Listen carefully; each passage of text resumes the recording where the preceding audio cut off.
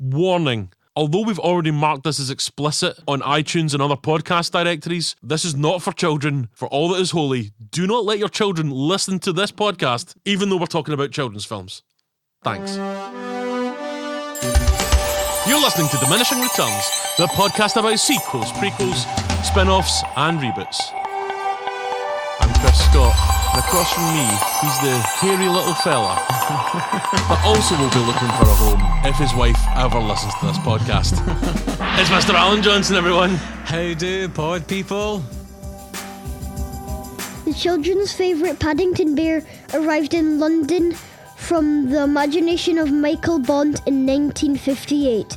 The marmalade-loving bear from darkest Peru would appear in more than 20 illustrated books translated into 40 languages and would sell over 35 million copies worldwide. On screen, Paddington would appear in 3 different TV shows. First, in the 1970s in Ivor Wood's stop-motion animation, before returning to TV in the late 80s and again in the 1997 The Adventures of Paddington Bear. His enduring popularity saw him make his way to the cinema screens in 2015 in a live-action film with the precocious bear brought to life by CGI. With Paddington becoming a huge success, a sequel followed in 2017. The second film currently holds a 100% rating on Rotten Tomatoes, making it like Aliens and The Godfather Part 2, a sequel which eclipses the original. So Chris, what did you think of the Paddington films? Man, here's the thing. These are typically Hollywood manipulative children's films. It shows this sort of fake middle-class twee version of England, and they just try and, stab at your heartstrings with this stupid shit. Oh, look, the bear's uncle's died. Oh, now he's got to go and all by himself to London, and all he wants is a home, and he finds a family, and he's just trying to do his best, and he's just trying. Like, who doesn't want a home? Do you know what I mean? And he's so adorable, and then people realise that it doesn't matter, who you are, what you look like, or if you're different, because we're all just the same inside. Oh my God, I love these films. These are brilliant, Alan. Why have I never seen these films before? Oh my Lord, I can't believe how good these films are. Holy moly. Just leave it there. Yeah, just fucking don't listen to this shit. Go and watch Paddington and Paddington 2. Despite the fact that what I've said there is probably true to an extent, these are really top-notch, family-friendly films. And I think family-friendly in the best way. It's a really good film that the whole family can watch rather than a kid's film. Yes. Do you know what I mean? Where it's just like, hey, what do kids like nowadays? Vaping or something? I don't know. But you know what I mean? Whereas, and actually, that's how you know it's a fake version of England, because there'll be a lot more vape shops. After Brexit, we're going to a mostly vape-based economy in the UK. That's probably the only way we'll keep our head above water. I, of course, was not watching them with children because I don't have any and due to some court orders. But, however, I had a blast watching these films, and they're so well made and with such a lovely handle on tone, and genuinely there was a couple of points where I was tearing up a wee bit. I'm a big man, but I've got a little heart. Yeah, particularly the end of Paddington 2, which we'll get to. That was beautiful. I have a real lump in my throat. Yeah, the bit at the end of 1, like not quite at the end, but like just before the end, they have like a little kind of fun bit that he just sort of goes, home. And it's because he's made his home with this family. Yes. And that's, I'm not gonna lie, even now just thinking about it, I'm fucking cracking up a wee bit, because I'm like, that was fucking beautiful. All I want is for this bear to be happy. Love it. The director Paul King directed every episode of The Mighty Boosh. Now, if you've never seen The Mighty Boosh, it's a surreal madcap comedy. But what I would say is that what really set these two films apart was the comic timing and timing in general. The editing was sharp, the performances, the sort of verbal sparring and visual gags, they actually had a wonderful sense of comic rhythm. And so actually, when I found out that he did The Mighty Boosh, although you would think, well, one's this sort of weird, like the surrealism of it and all that sort of stuff, but it made sense that the person that made this film had a background in comedy, because the secret of comedy is timing. And you can just see that they had a handle on, this is how you make a gag land. It actually made a bit of sense to me when I heard that. What I find particularly strange about the first film is that the plot is identical to things like Stuart Little, E.T., Beethoven, Harry and the Hendersons, even What About Bob? You know, there's an agent of chaos that comes into this domestic setting. You know, there's somebody that's too stiff to really like just go. It's with the basically like a flow. Michael Haneke film. Haneke. I don't know how to say his fucking name. What? Brexit means Brexit, guys.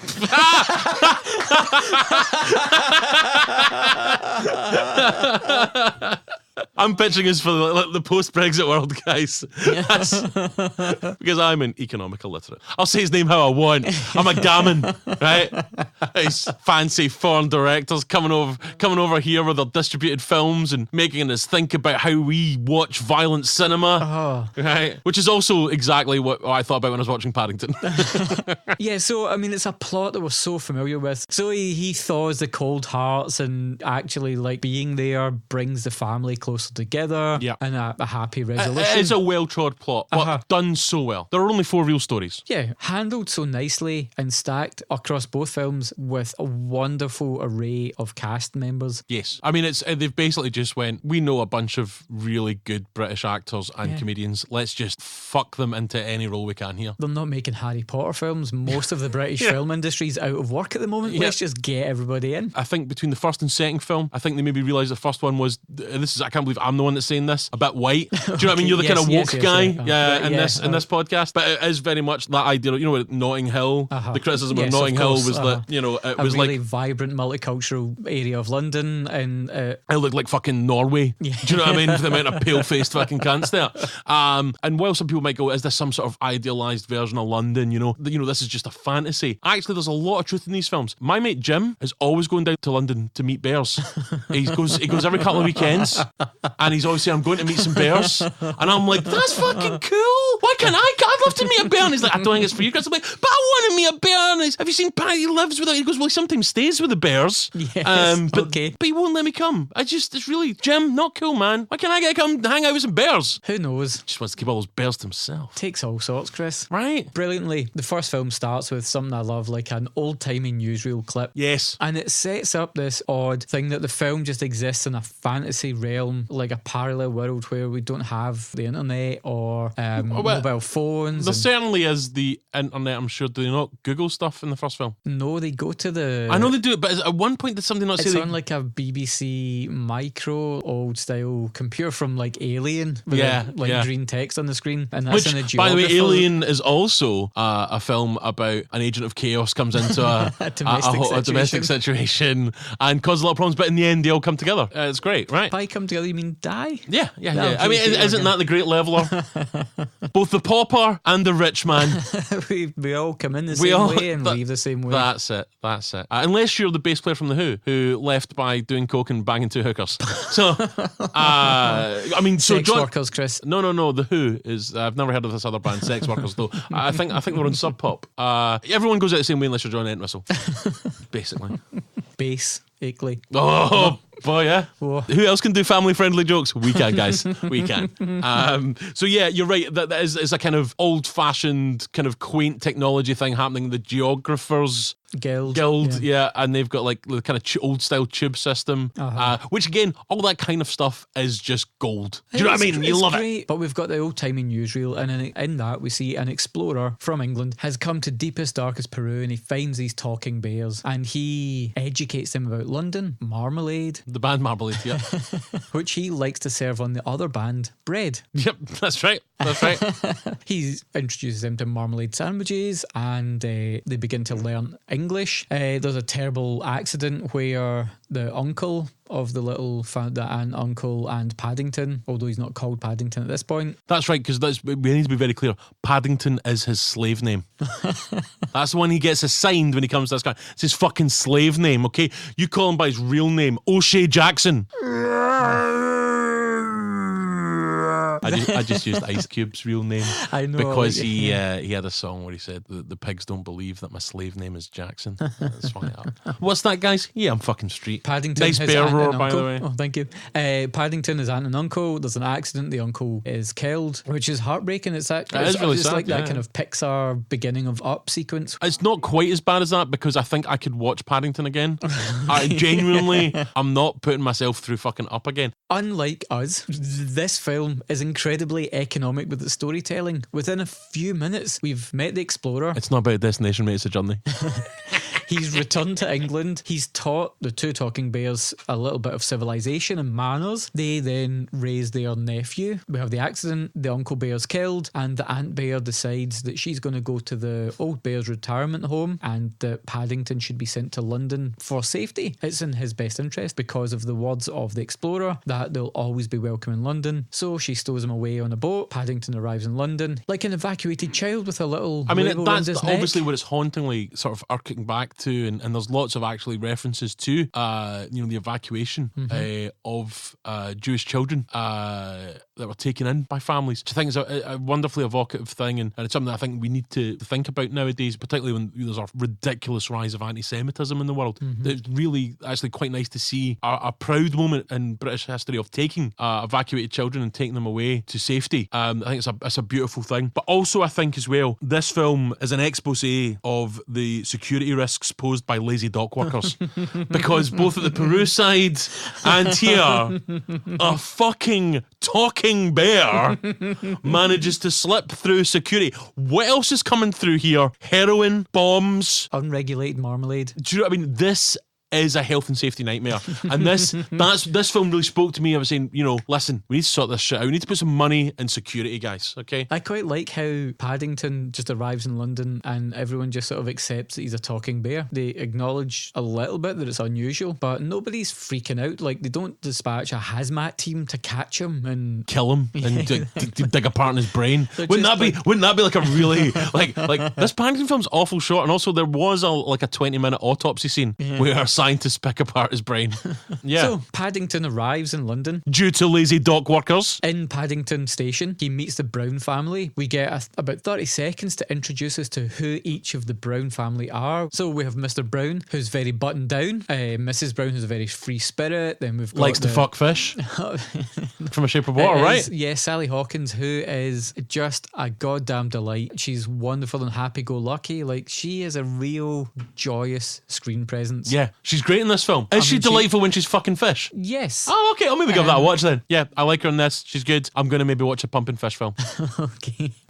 We meet the two kids, the adventurous son and the sort of like awkward teenage daughter. They meet Paddington outside this lost and found station, and how it's shot so that when he's on his own, it's lost, and when the Browns got off the train, the found sign is illuminated. The found sign comes up, yeah. So Paddington's taken home with the Browns so they can be delivered to the authorities and rehoused, but the Browns are quite enamoured with the little bear and they take him in. But little does Paddington know that the descendant of the explorer has found out that there is talking bear in London, and she, played by Nicole Kidman, is now on the hunt to try and get Paddington. Yeah, because basically like Nicole Kidman's character is obviously played by Nicole Kidman, so she's hot and she hates animals. She's my perfect woman.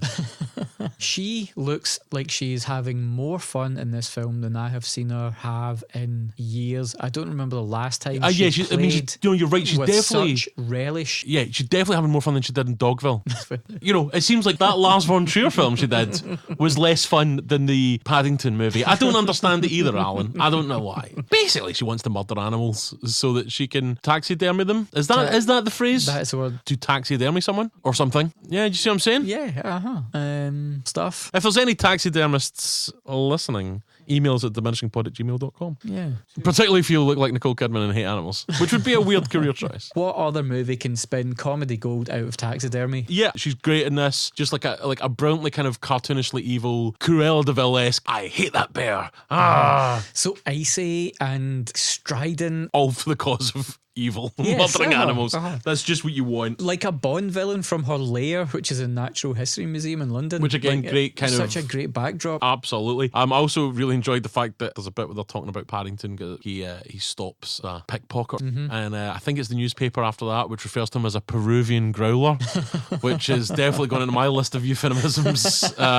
Usually it's more like it's bear or a strip nowadays, but she had a Peruvian growler. Oh my lord. If I can just pull it back from the edge. So Michael Bond, when he originally wrote You can't pull this back from the edge. We're over the edge, Alan. That's why I'm here. I'm an agent of chaos to bring your family back together. And by that I mean this podcast to our family of listeners. Originally, Michael Bond, when he wrote the book, said that Paddington was from deepest, darkest Africa, but his publisher told him that there were no bears from Africa, but there was the spectacle bear from Peru. That's a little Peruvian trivia there for you. I really like how they always refer to it as darkest Peru. Yeah. That's really just like a kind of funny, weird touch. So quite slight on plot, but the I read a whole lot movie... of criticism saying this about the plot thing, right? Really? Like just sort of saying, oh, well, it's pretty slight on plot. Oh, well, I'm sorry that this children's film doesn't have like the depth of The Wire. But You fucking weirdos. It does have weird depth. It does, yeah, but like it is about the positives of refugees and immigrants. Absolutely, but that's the themes, right? Yes, so it's different from plot. And 100%, I do want to say, I was going to say later on that what I loved about this film is that it very lightly but very clearly states that actually people from other places should be welcomed because it's a great thing, and that really we genuinely are all the same inside. Maybe not me, I've probably done a lot of damage to my insides, but I the general point stands, but done in a kind of not a cloying way, in a way that I think would resonate with children. But even as an adult, as I say just before the end, he's been looking for a home and he's found his home and he goes, home. I was fucking like, that's so beautiful, man. It's fucking brilliant. And I think what's great is that Britain as a whole, of course, as an island, are going to get things like refugees. But London particularly, that is a city that is, multicultural. So many people made their home from, your Windrush all the way to nowadays. Wonderful kind of celebration, despite the fact that the family and a lot of the characters are very kind of middle class and white. It's the fact that they let Paddington in and he's treated as an integral and equal part of the family is a really nice sort of thematic thing about letting people in. Absolutely wonderful. But on the plot side, right? Like, what do you want? Like, I don't understand. Funny things happen and they defeat the bad person. It's not fucking Tinker Tailor Soldier Spy, you fucking nut jobs. Like, oh, it's so light on plot. Fuck you. And like you were saying about the multiculturalism of London, I love the sort of encapsulate that feeling of London's vibrant nature by having the Calypso band perform musical numbers. I looked up who that was because I was like, I want to buy this album. D-Lime, they're called. Terrible name, I'm not going to lie. It's not very memorable, but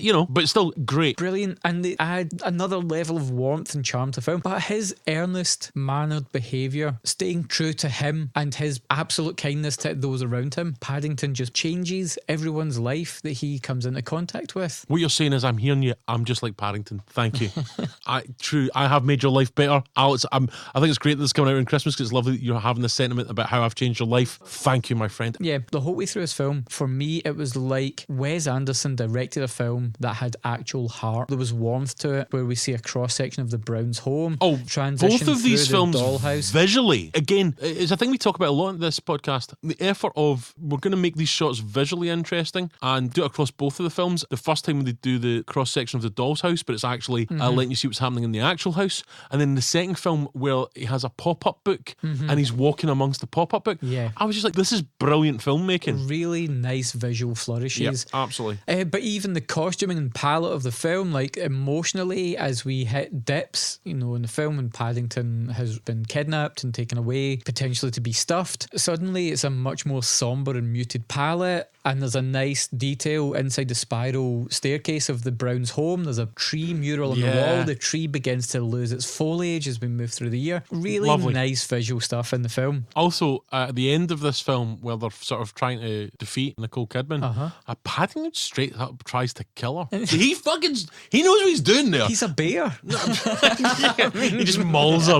It's just like, I'm going. He's like, just like a salmon out of the river. Yeah. He's just like, she's like, I'm going to stuff. And he's like, I'd rather you did, madam. And she's like, I'm going to, and he just goes, and he just like rips her face off, just tears her face off and starts eating her fucking innards. You'd be like, holy shit. No, he is actually a bear. That makes a lot of sense. No, but there is a bit where, obviously we won't go into the plot mechanics of it, but he effectively tries to have her thrown off a fucking roof. That's what I'm saying. Basically, he tries to murder her the same way that the Batman murders the Joker in the 1989 Batman film. Yeah. I'm just saying, Paddington, for all his niceness, fucking cold ass motherfucker. Every piece of this fits together beautifully. Yeah, classic sort of screenwriting. What separates this from other kind of like throwaway kiddie fare is that Paddington loves murder. Oh, I say, the first time I murdered someone, I felt alive like I've never felt before. Oh, my uncle and auntie, yes, they sent me over here, but actually my real love now is murdering. It's when the light goes out of their eyes, I keep trophies of all of my victims. Sometimes it's a finger, sometimes it's some jewelry.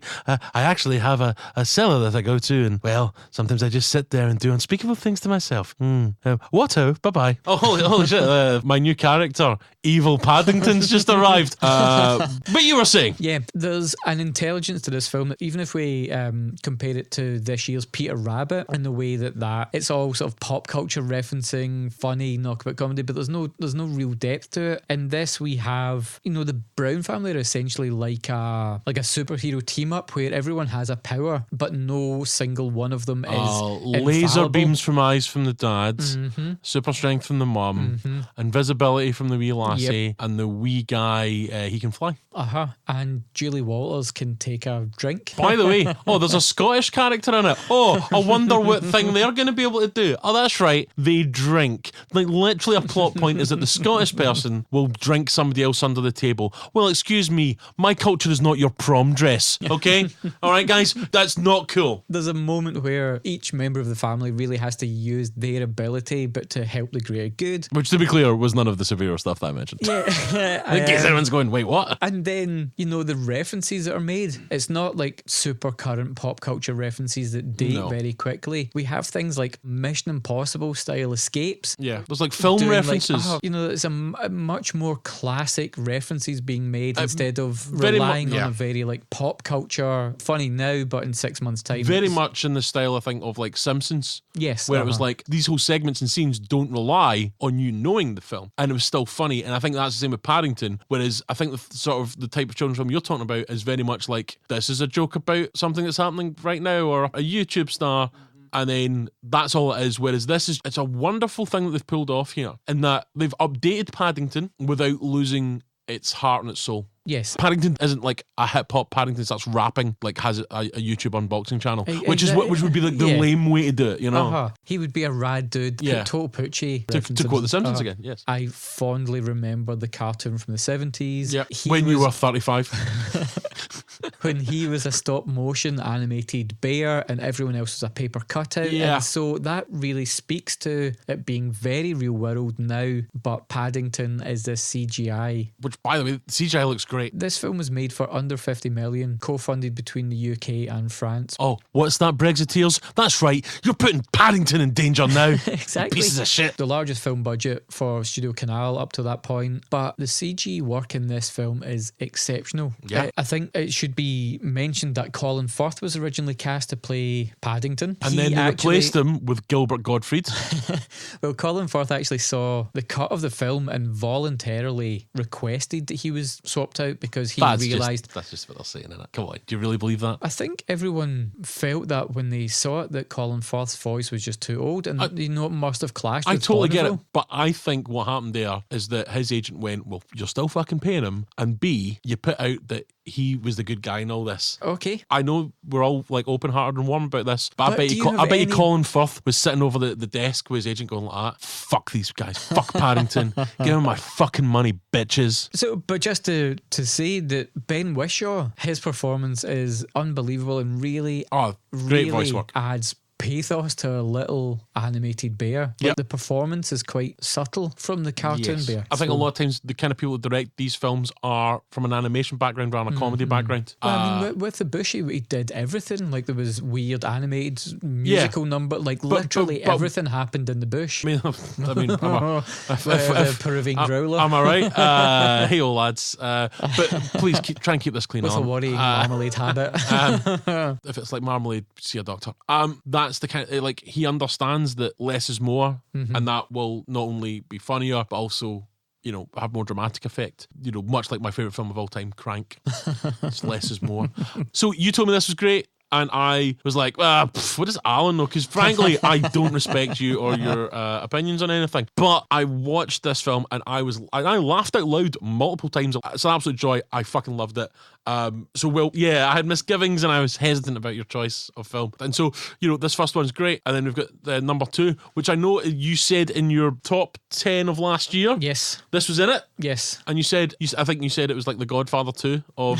Yeah, in the intro. In the intro, do you not say it was like Aliens? And I think you're right, because there is now hundreds of bears.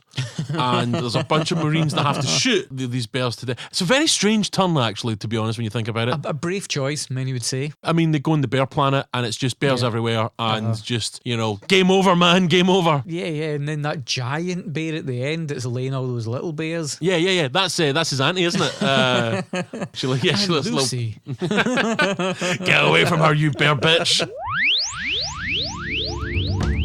Guys, if you want to get in touch with us on the internet through various platforms, listen up. You can email us at diminishingpod@gmail.com. On Twitter, we are at diminishingpod. On Facebook, we are Diminishing Returns Podcast, and you can tag us and things with me at Diminishing Returns Pod. On Instagram, we are Diminishing Pod. We have a blog at diminishingpod.wordpress.com, and on YouTube, search for Diminishing Returns. You'll find us in some bit. All our episodes are on there. We're also on Spotify now.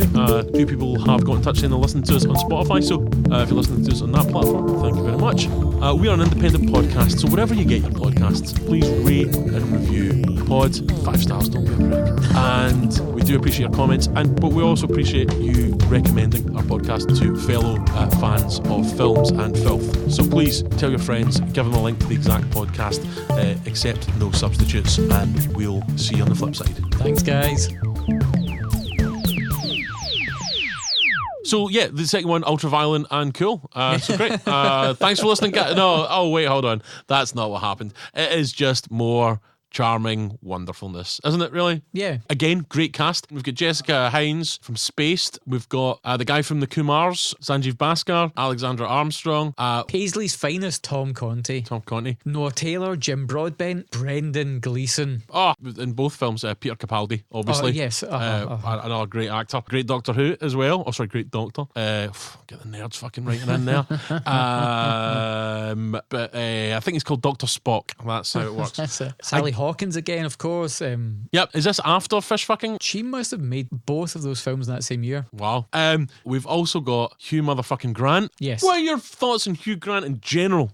Generally, I have never had a problem with Hugh Grant. I quite like him. I've always liked Hugh Grant. Can we talk about the Divine Brown thing? People won't know about it. Okay. I think if we have younger listeners, which I'm sure we do. Right. So at the height of Hugh Grant's stardom, he was caught in flagrante. Having sex with. Was it not just It was a blowjob, wasn't it? It was a blowy. It was oral sex. A blowy. With a sex worker called Divine Brown. He was arrested. There's a brilliant mugshot of him with his big floppy middle parting. I just enjoy prostitutes, sex worker. And I believe, was he not in a relationship with Elizabeth Hurley at that time? That just shows you, man, looks aren't everything. Right? I mean, that's like, see if you're a listener, right, and you're not as attractive as me and Alan are, because me and Alan are like top level fucking hunks. Please don't look at our pictures on the website.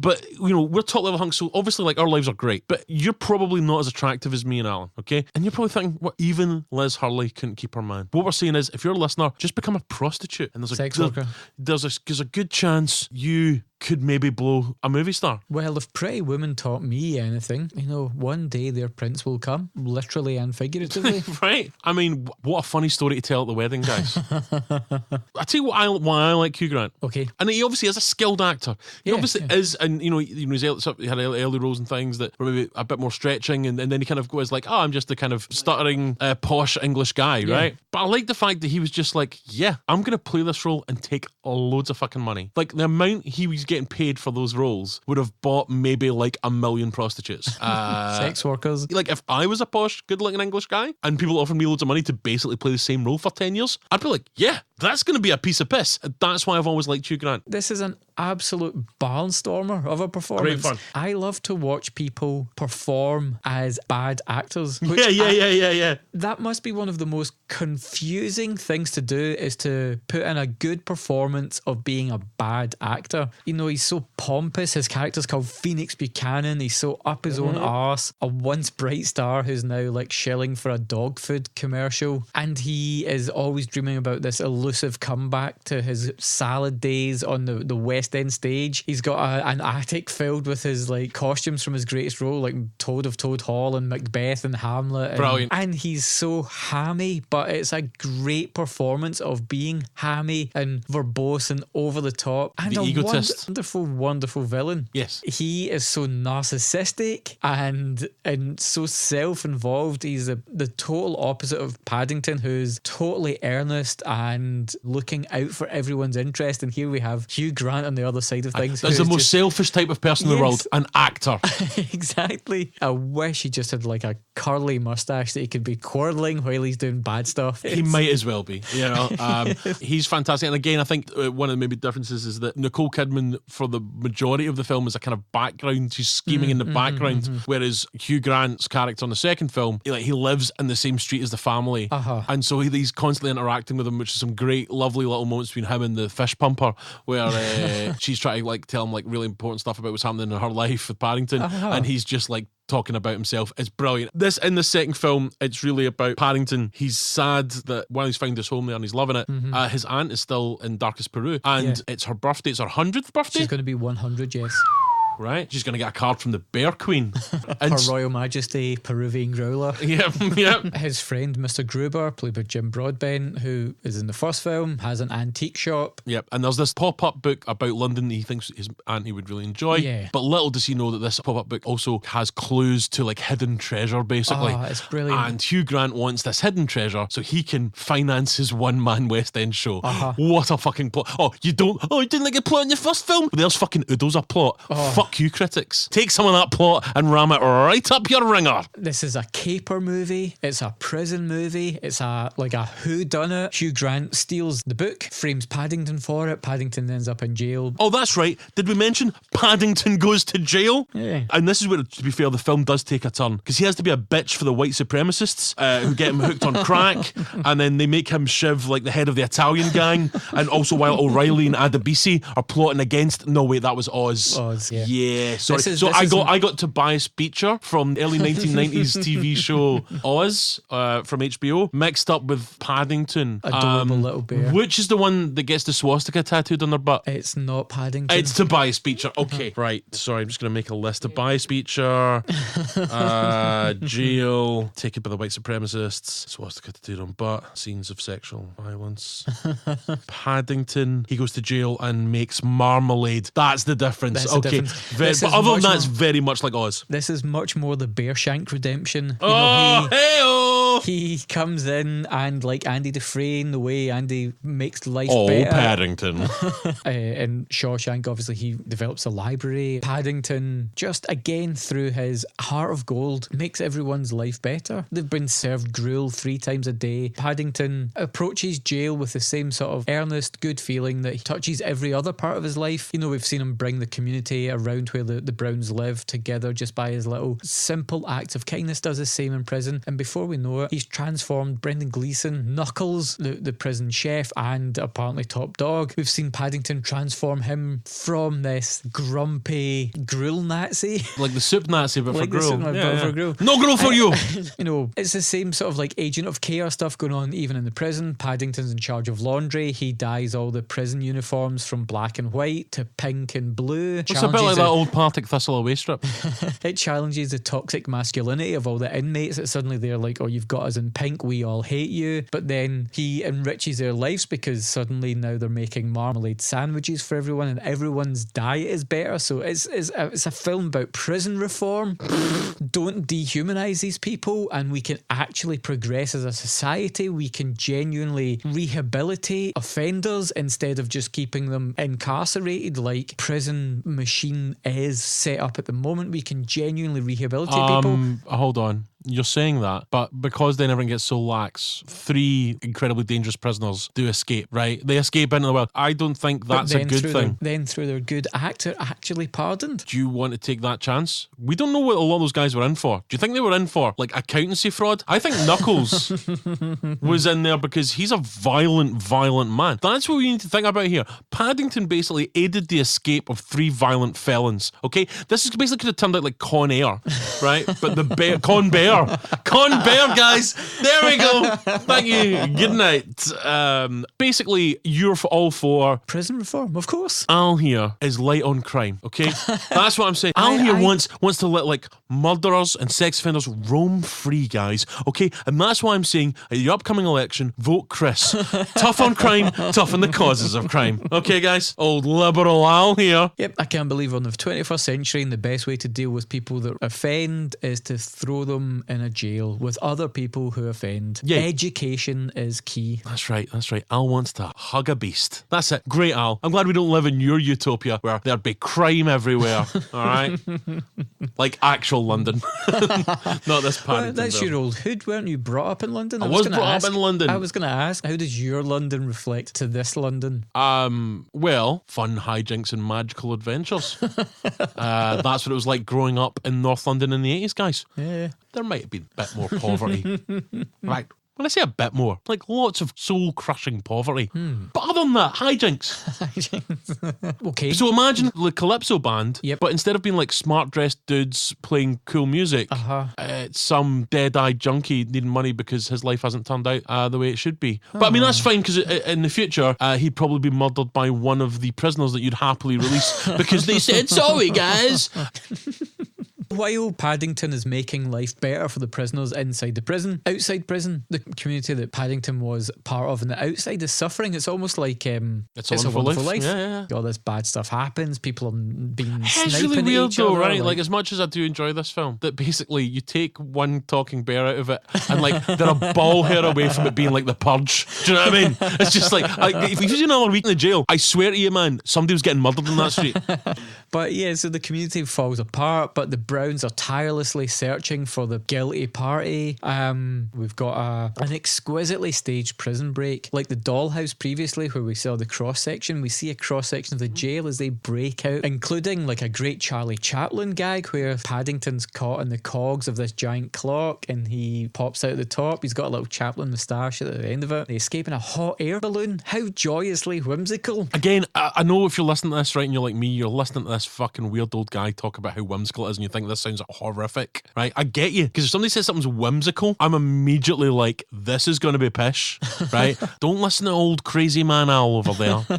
Listen to your cool Uncle Chris. These are good fucking films, all right? I'll never lead you astray, okay? I'm the guy that wants you, the listener, to see cool shit and also is tough on crime. So just remember, vote Chris. Well, talking about cool shit, across both of these films, there are expertly staged set pieces at every turn. But I think the very pinnacle of that is train chase finale of part 2. What's that? There's a train chase finale. How'd you like that whimsical business? Yes, pretty cool. We have some of my favourite stuff. People running on the top of trains, jumping between moving vehicles. It's brilliantly staged and it is an incredibly exciting finale. It's to fucking all great. heading towards bringing Hugh Grant to justice. Much like the time where he got a blowy from a prostitute. Sex worker. And right at the climax of the film, we have this tense moment where Paddington is trapped inside a train carriage which has been derailed and fallen into a lake, and Mrs. Brown, who has been established at the beginning of the film is going to be swimming the channel, jumps in to save him. Oh, she's swimming the channel, is she? She's looking for some more fish to have sex with, right? Oh, yeah. Yeah, Mr. Brown's like, oh, she's swimming. Seems to be swimming all the time now. And she comes home with a smile on her face. She's pumping fish. Gilman. That's it. And it's deeply effective when Paddington is in this carriage, and you really feel that there is real danger that Paddington is going to drown. You know, Mrs. Brown can't get the door open, it's chained. The other Brown family members are on the other train. Yeah, I mean, as much as you're caught up in it, I think it's going to end with the bear drowning, which, as we have discussed, maybe is the worst way to die, allegedly. Yeah. But there's also a chance it might be like 100 mind-blowing orgasms. Because nobody knows. Who can tell? No one's reported back as yet. It's Schrodinger's death. Yeah. But thankfully, Knuckles and Spoons, and I forget the other guy's name, but the criminals in this movie have all got amazing names. Yeah, it's funny. The trio of criminals that escaped the prison with Paddington return and help free him from the train carriage. Hugh Grant is brought to justice. The whole community rejoice that Paddington is back. He doesn't have the book, but as a present to him, Oh, man. his Aunt Lucy for her 100th birthday is brought to London by the community.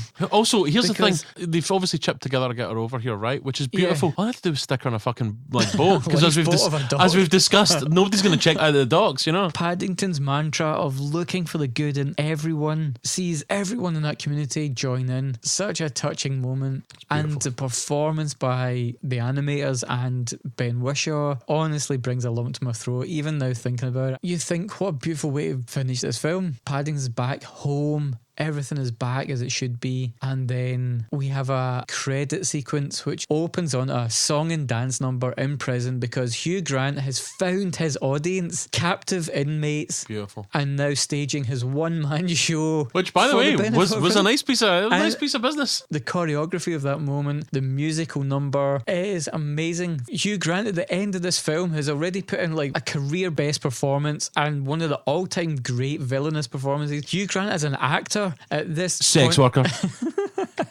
For Hugh Grant to have already delivered like one of the all-time greatest performances of villainy, to now add to that a tap dance number. It's a song and dance, man. And what a way to end a film that is just so stuffed with heart and charm and warmth and funny gags. That's it. It absolutely deserves its 100% rating on Rotten Tomatoes. They're both great films. I can heartily recommend watching them both. Apparently a third one on the way. I know it's not the same director's still going to be involved, but he's not going to direct it. I think that's a shame. But listen, I love these two films. These are great. You love these two films. Absolutely. Even if you're like a person like me who is not a regular watcher of family-friendly stuff, you should get on it. And also to end, I just want to point out that I've gone this whole episode without mentioning this. Where's Paddington's wee bear penis? Where's his little bear cock, Alan? He's running about without trousers for the first half of the film. We don't see any fucking bear ding-dong. What the fuck is this shit? Makers of Paddington and Paddington 2. Bye!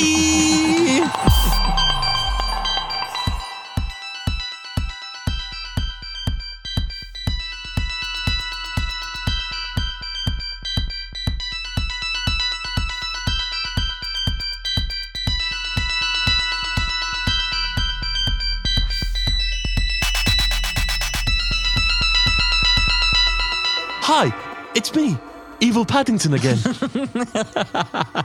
Like Alan said, I do like to see the best in everyone. Fred and Rose West, they were great people. They would let people stay at their house sometimes. I see the best in, Adolf Hitler. Why, I read his book. I think the Browns are going to love some of his theories. I can't wait to read it to the children. And Joseph Stalin? Why, how else are you going to industrialize a nation of that size? That's right, by killing about 100 million people. Their blood on the soil made Mother Russia great again. That's right, it's great to see the best in people, isn't it? Anyway, bye everyone, I'm Evil Paddington. I don't think I like Evil Paddington. You shut your fucking face, Alan. I'll murder you. Yeah, I'm going to see the best in you, which is your insides. Yes, look at his face. It's draining of energy. His eyes, yes.